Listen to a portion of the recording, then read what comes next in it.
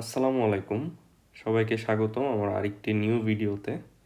আজকের video topic হচ্ছে parts of sentence.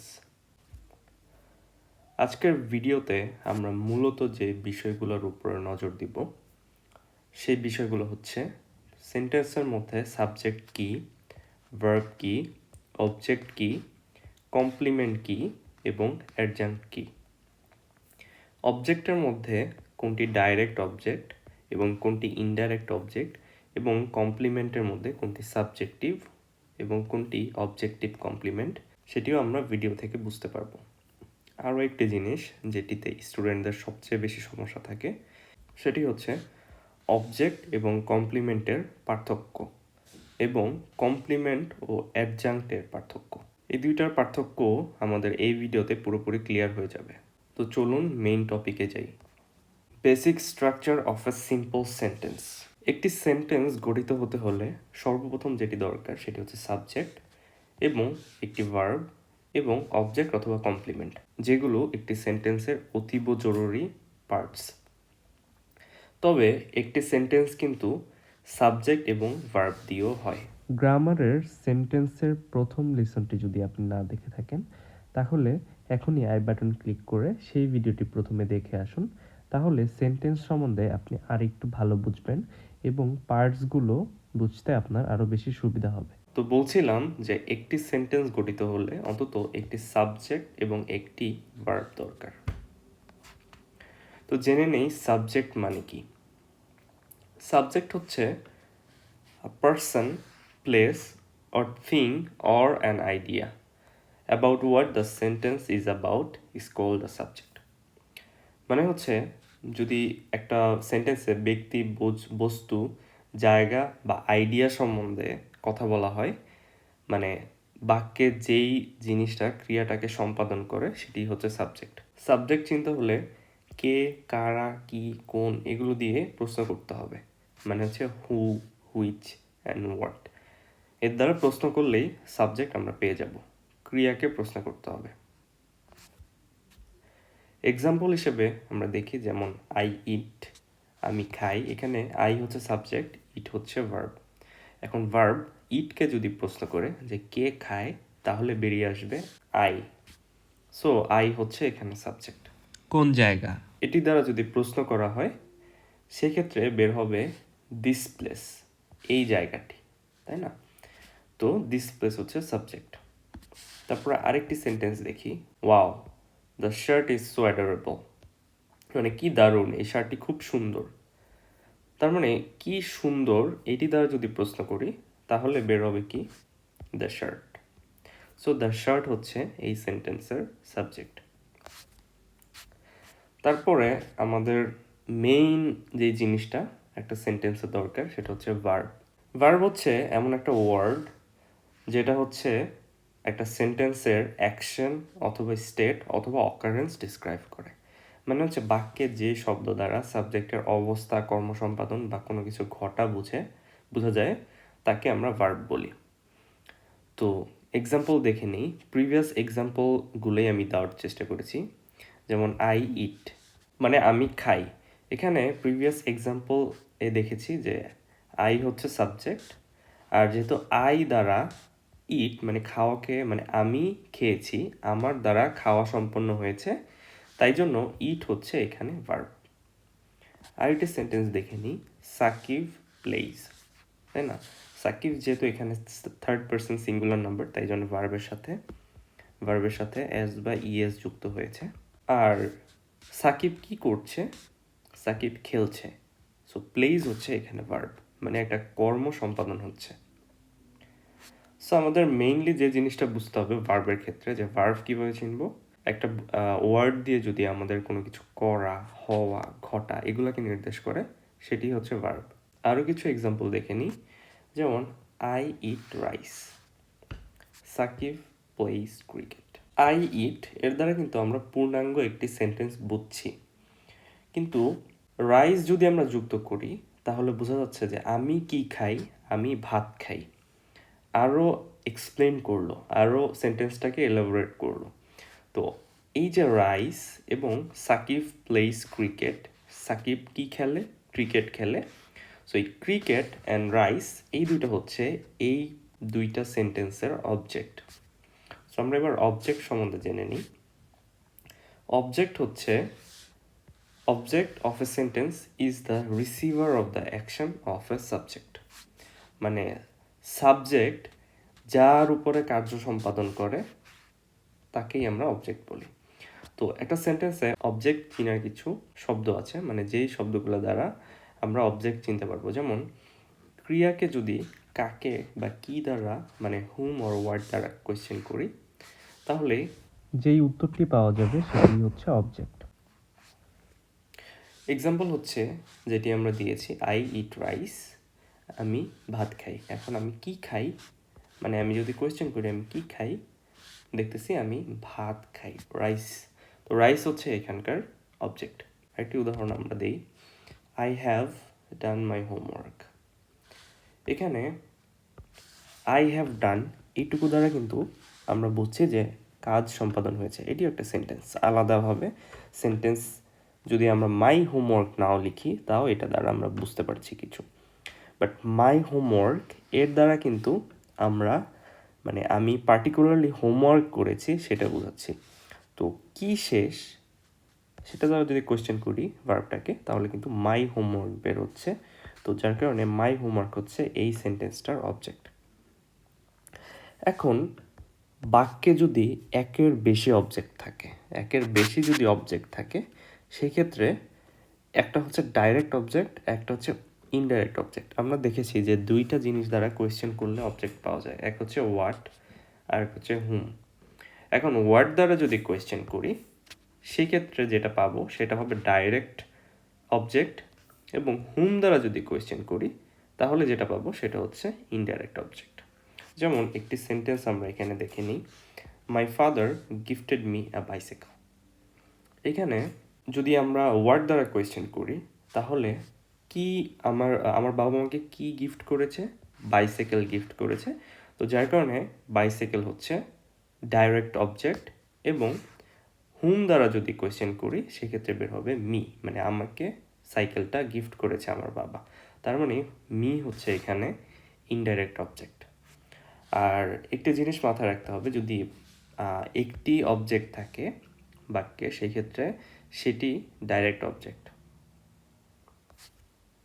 এখন একটা জিনিস লক্ষণীয় যে আই হ্যাভ আ পেন, এই এক্সাম্পলটার মধ্যে আমার একটি কলম আছে। আমার একটি কি আছে, কলম। কি আছে দ্বারা প্রশ্ন করলে আমরা কিন্তু উত্তর পাচ্ছি, কিন্তু উত্তর পাওয়া গেলেই যে সেটি অবজেক্ট হবে এমন কিন্তু কথা নয়। এখন এখানে কিছু কথা আছে কমপ্লিমেন্ট চিনার ওয়ে, সেটা আমরা একটু পরেই জানবো। তবে এই সেন্টেন্সটার মধ্যে আমরা জেনে রাখি শুধু যে পেন কিন্তু এখানে অবজেক্ট না, এখানে পেন হচ্ছে একটি কমপ্লিমেন্ট। তো কমপ্লিমেন্ট কি? কমপ্লিমেন্ট হচ্ছে একটি শব্দ হতে পারে, একটি ফ্রেজ হতে পারে, অথবা ক্লজ হতে পারে, that contributes extra information to improve or emphasise the quality.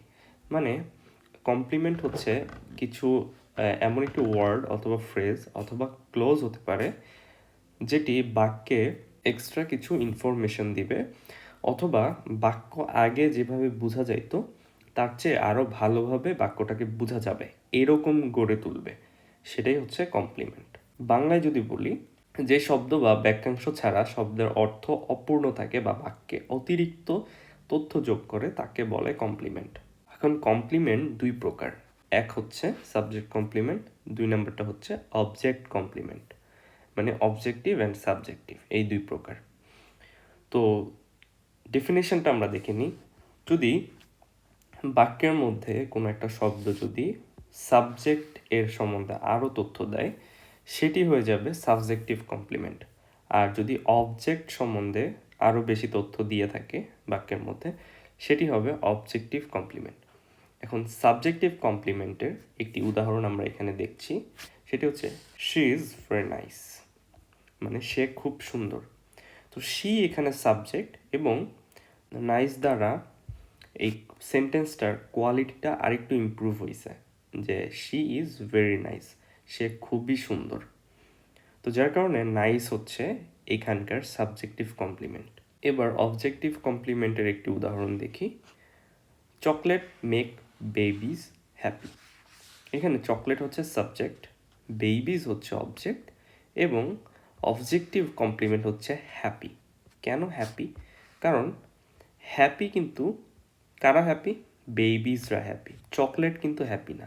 মানে হচ্ছে বেবিজ হ্যাপি হয়েছে, মানে অবজেক্টটার সম্বন্ধে কথা বলা হয়েছে, আমাদের যে সাবজেক্ট চকলেট সেটা সম্বন্ধে কথা বলা হয়নি, তাই জন্য হ্যাপি হচ্ছে এখানকার অবজেক্টিভ কমপ্লিমেন্ট। এবার লিঙ্কিং ভার্ব সম্বন্ধে জানি। লিঙ্কিং ভার্ব সম্বন্ধে আমি ভার্বের সাথেই খুবই বিস্তারিত আলোচনা করার ট্রাই করব ভার্বের প্রকারভেদের মধ্যে। তো এখানে শর্ট করে লিঙ্কিং ভার্ব সম্বন্ধে জেনে নিই। লিঙ্কিং ভার্ব যদি থাকে সেক্ষেত্রে সেটি হয়ে যাবে কমপ্লিমেন্ট এবং না থাকলে সেটি হবে অবজেক্ট। লিঙ্কিং ভার্বগুলো কি কি? এক হচ্ছে ভি ভার্ব, যেমন অ্যামিজার, ওয়াজয়ার এগুলো, এবং সেন্স যদি বোঝায় এমন ভার্ব যেমন ফিল, লুক, স্মেল এরকম, অথবা স্টেট অফ বিং এরকম ভার্বস যেমন get, act, appear. Linking verb সম্বন্ধে আমরা যেহেতু একটু জেনে নিলাম, সেক্ষেত্রে আমরা এখন কমপ্লিমেন্ট এবং অবজেক্টের একটু ডিপে যাওয়ার ট্রাই করি। একটি এক্সাম্পল হচ্ছে I have a pen. I have a পেনে, পেন হচ্ছে এই সেন্টেন্সের অবজেক্ট। এর কারণ হচ্ছে হ্যাভ লিঙ্কিং ভার্ব না। এবং আরেকটা জিনিস দ্বারা আমরা বুঝতে পারি, যেমন আই মানে যদি সাবজেক্ট যেই এক্সট্রা যে ওয়ার্ড থাকবে সেটির মানে সমতুল্য যদি না হয়, সেই ক্ষেত্রে সেটি হয়ে যাবে অবজেক্ট। আরেকটি উদাহরণ দেখি, আই অ্যাম আ টিচার। এখানে আমি একজন টিচার মানে সাবজেক্ট এক্সট্রা যেই ওয়ার্ডটা আছে সেটার সাথে সমতুল্য, তাই জন্য এটি হয়ে যাচ্ছে কমপ্লিমেন্ট। আরেকটি জিনিস গুরুত্বপূর্ণ যে এখানে অ্যাম কিন্তু একটি লিঙ্কিং ভার্ব, যার কারণে হচ্ছে টিচার হয়ে গেছে সাবজেক্ট কমপ্লিমেন্ট। আরেকটি উদাহরণ দেখে নিই, ইউ লুক হ্যাপি। এখানে ইউ হচ্ছে সাবজেক্ট এবং হ্যাপি হচ্ছে সাবজেক্ট কমপ্লিমেন্ট, মানে কমপ্লিমেন্ট, তার মানে হচ্ছে তুমি কিন্তু হ্যাপি। সো এই কারণে এই ওয়ার্ডটা অবজেক্টের বদলে কমপ্লিমেন্ট। মোরওভার এটি হচ্ছে সাবজেক্ট কমপ্লিমেন্ট। এখন অবজেক্ট কমপ্লিমেন্টের কিছু উদাহরণ দেখে নিই। You made me sad. তুমি আমাকে দুঃখিত করেছো অথবা তুমি আমাকে দুঃখ দিয়েছো। তো এখানে কিন্তু মি হচ্ছে এখানকার অবজেক্ট এবং এই অবজেক্ট সম্বন্ধে আরও কিছু এক্সট্রা ইনফরমেশন দিচ্ছে এই স্যাড ওয়ার্ডটি। তো যার কারণে স্যাড হচ্ছে অবজেক্ট কমপ্লিমেন্ট। আরও একটি এক্সাম্পল আমরা দেখে নিই, দে মেড হিম সুপারভাইজার। হিম হচ্ছে এখানকার অবজেক্ট এবং সুপারভাইজার দ্বারা এই হিম মানে তার আরও কিছু ইনফরমেশন বোঝানো হচ্ছে। সো যার কারণে সুপারভাইজার হচ্ছে অবজেক্ট কমপ্লিমেন্ট। এখন আমরা দেখে নিই যে difference between object and complement, মানে অবজেক্ট এবং কমপ্লিমেন্ট এর কি পার্থক্য রয়েছে। দুটি উদাহরণ আমি এখানে দিয়েছি। একটি হচ্ছে আই অ্যাম আ বয়, মানে আমি একজন বালক, and I am eating rice, মানে আমি ভাত খাচ্ছি। এখন দেখার বিষয়, আই ইজ ইকুয়াল টু বয়, মানে আমি বালক। যেহেতু সাবজেক্টের সাথে এক্সট্রা ওয়ার্ডটির একটি সম্বন্ধ রয়েছে এম দ্বারা, লিঙ্কিং ভার্ব দ্বারা, যার কারণে বয় হচ্ছে এখানকার কমপ্লিমেন্ট। অ্যান্ড বয় ছাড়া অথবা এই ওয়ার্ডটি ছাড়া কিন্তু আমাদের এই সেন্টেন্সটি মিনিং পূর্ণ হচ্ছে না, যার কারণে এটি একটি কমপ্লিমেন্ট। অন্যদিকে আই অ্যাম ইটিং রাইস বা আমি ভাত খাচ্ছি, এখানে আই অ্যাম ইটিং এই তিনটা শব্দ দিয়েও কিন্তু আমাদের সেন্টেন্সটা পূর্ণ হচ্ছে। রাইস আমরা এক্সট্রা লাগিয়েছি, মানে এই রাইস ছাড়াও আমাদের মিনিং বোঝা যাচ্ছে। তো যার কারণে রাইস হচ্ছে এখানকার অবজেক্ট। আরেকভাবে আমরা বুঝতে পারি, যেমন আমি কিন্তু ভাত না, কিন্তু আমি খাচ্ছি, আমি ক্রিয়া সম্পাদন করছি, কিন্তু ভাতের সাথে আমার কোনো সম্পর্ক নেই, যার কারণে রাইস হচ্ছে এখানকার অবজেক্ট। বাট যেহেতু খাওয়া হচ্ছে মানে ক্রিয়া এর উপরে সম্পাদন হচ্ছে, যার কারণে এটি একটি অবজেক্ট। এবার দেখে নিই অ্যাকচুয়াল ডিফারেন্স। অবজেক্ট হতে পারে নাউন অথবা নাউন সমতুল্য, অন্যদিকে কমপ্লিমেন্ট হবে নাউন, ফ্রেজ অথবা ক্লজ। অন্যদিকে অবজেক্ট কিন্তু নাউন সম্বন্ধে এক্সট্রা তথ্য দেয় অথবা বাক্যের কোয়ালিটি বাড়ায়, এবং কমপ্লিমেন্ট হচ্ছে এক্সট্রা তথ্য যোগ করে এবং কমপ্লিমেন্ট ছাড়া বাক্য পুরোপুরি মিন করে না। আরও একটি পার্থক্য রয়েছে, অবজেক্ট হচ্ছে মেইন পার্ট সেন্টেন্সের এবং কমপ্লিমেন্ট মেইন পার্ট নাও হতে পারে।